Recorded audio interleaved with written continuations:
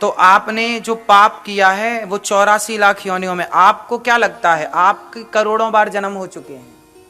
आप कितनी बार जन्म ले चुके हैं? करोड़ों बार आप किसी की माँ, किसी की पत्नी, किसी की बेटी बन चुकी हैं। जन्म लिया मर गई, जन्म लिया मर गए, जन्म लिया मर गए, जन्म लिया, ऐसे करोड़ों बार।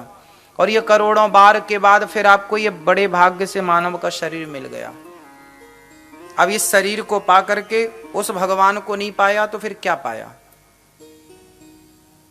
ये शरीर क्यों मिला है? खाने पीने सोने के लिए नहीं। 3 काम सब करते हैं, बताओ क्या क्या? खाना, सोना और बच्चे पैदा करना। 3 काम हैं ये जो सब करते हैं। कुत्ता भी खाता है, कुत्ता भी सोता है, कुत्ते भी बच्चे पैदा करता है। आदमी भी खाता है, आदमी भी सोता है, आदमी भी बच्चे पैदा करता है। 3 काम सब करते हैं। और ये 3 काम ही यदि आप कर रहे हैं तो फिर ये काम तो पशु पक्षी भी कर रहे हैं। फिर उनमें और आप में अंतर क्या है? सुअर भी 3 काम कर रहा है, फिर आप में और उसमें अंतर क्या? आप मनुष्य हैं, इस शरीर को पा करके भगवान को नहीं पाया तो क्या पाया? जो आप लोगों के पास है वो होना कोई बड़ी बात नहीं है। गाड़ी बंगला घोड़ा होना सब बड़ी बातें नहीं है। क्यों जी? है, ये होना कोई बड़ी बात है? वैश्या के पास आप लोगों से ज्यादा है। जो पैसा होना, संत समागम हरि कथा, दुर्लभ तुलसी दोए, सुत दारा और लक्ष्मी पापी के भी होए। पैसा, पत्नी, पुत्र पापी के घर भी होता है कि नहीं?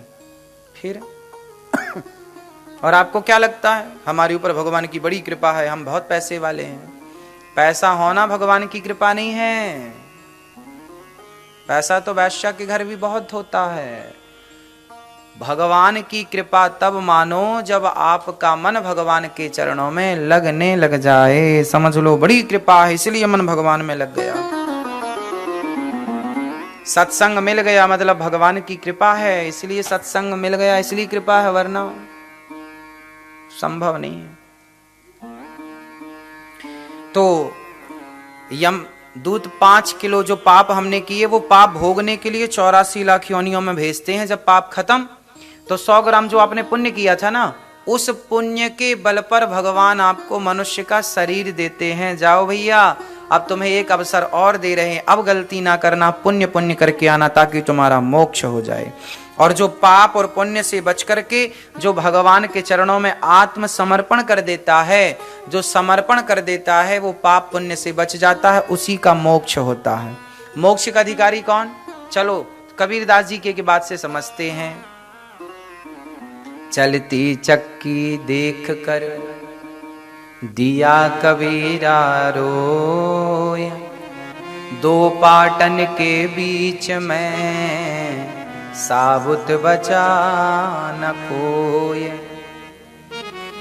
चलती चक्की देख कर दिया कबीरा रोय, 2 पाटन के बीच में साबुत बचा न कोय। चलती चक्की चलने दे। चक्की जानते हैं? देखा आप लोगों ने? चक्की में एक कील होती है, बीच में खूंटा, एक पर ना दूसरा पहिया रखा होता है, और जो एक दाना उस बीच के कील के पास चला जाता है वो पिसने से बच जाता है।